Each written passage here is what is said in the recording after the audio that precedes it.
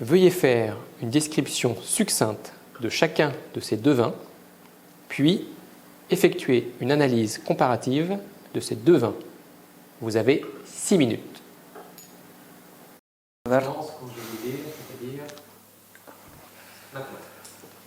Merci de me permettre de déguster ces deux vins avec vous. C'est très délicat de le faire à l'aveugle avec un verre noir parce qu'on ne voit pas la robe, mais on va essayer de trouver qu'est-ce que nous apporte ces vins. Les premiers nez, sous des notes un peu d'oxydation, c'est peut-être un vin qui m'évoque un vin muté, sous des notes oxydatives, avec des notes aussi de caramélisation, notamment aussi de l'orange aussi en orangette. On a cette sensation de noisettes grillées, amandes aussi. Une belle fraîcheur due sûrement à un élevage en fût, style Tony peut-être, ou Colheita, qui apporte une acidité volatile qui est très légère, mais l'équilibre de tout avec des notes de résine de pin, de menthe. On a cette sensation d'agrumes confits toujours. Et au deuxième nez, ça s'est voulu pas plus qu'avant. Du coup, je pense qu'on va déjà prêt à l'ouverture de la bouteille, à la dégustation.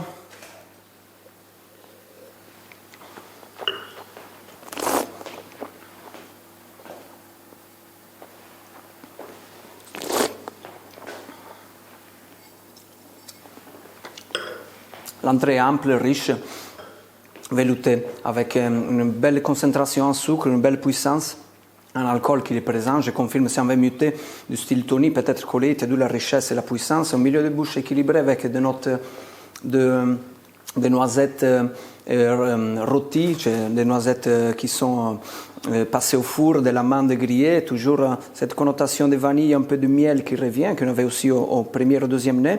Une finale extrêmement fraîche avec une belle note de salinité, cette acidité volatile qui est présente, on apporte cette note forestière de résine de pin et de menthe. Très dense ce vin, équilibré à la fois. Je confirme, c'est un vin muté. Peut-être la dégustation comme ça, une catégorie Colheita, un Colheita qui y a une vingtaine d'années. On va maintenant déguster le deuxième vin. On parle à part de la robe. Le premier nez sous des notes aussi d'oxydation. Je pense qu'il y a une présence de deux portes de la catégorie Tony de cette première deuxième nez, de ce deuxième vin. Mais un peu plus élégant peut-être, un peu plus cette connotation du miel, d'agrumes, un peu moins sur l'aromatique, un peu aromatique, sur les côtés toastés. On a l'orange sanguine, l'orange confite passé au four. On a cette sensation aussi d'agrumes confits comme les pomelos, ou les coins, le miel et l'abricot sec, la noisette et les raisins secs.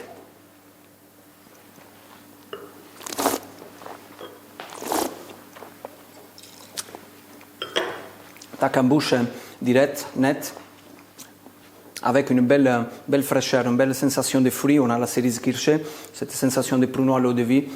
Je confirme, c'est un vin muté de la catégorie Tony, pourquoi pas un Tony 10 ans.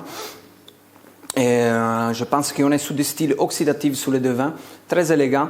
Ce deuxième vin apporte une belle finale fraîche, comme on avait au premier nez. Cette sensation un peu plus sous l'agrume et l'abricot et le miel, on la retrouve à fin de bouche, avec un peu moins cette amande, ce côté toasté. Je pense pas être peut-être un Tony 10 ans, je vous confirme ça dans...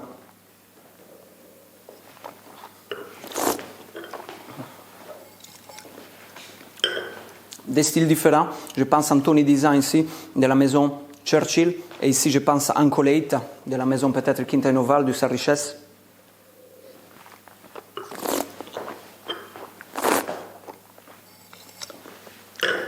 Sa concentration, cette note d'évolution, peut-être Colheita 2007 de la maison Quinta de Noval et Churchill 10 ans, Tony.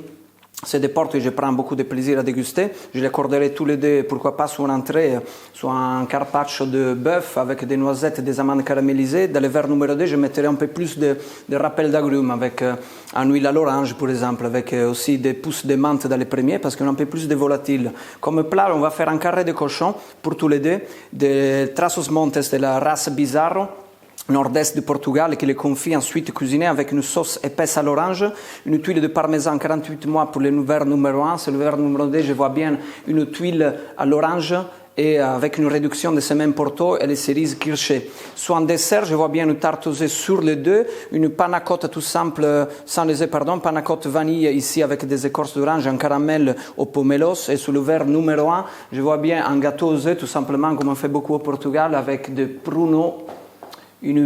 Pas une vinaigrette, mais une glace à la menthe, chocolat noir et c'est Porto même. On fait un écho assez aromatique des volatiles et des fraîcheurs et en même temps on apporte la gourmandise avec cette glace chocolat. Soit en dessert, sur les premiers, sur les Colheita 2007, je vois bien un vieux parmesan de fromage de vache entre 36 et 48 mois avec une gelée de coin sur les côtés, tout simplement avec sur un toast de pain de seigle.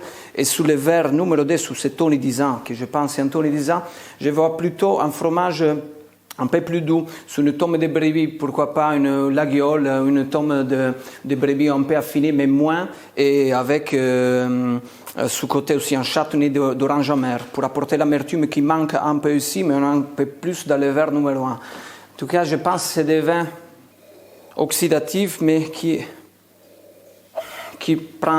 sont déjà bien équilibrés entre sucre et alcool.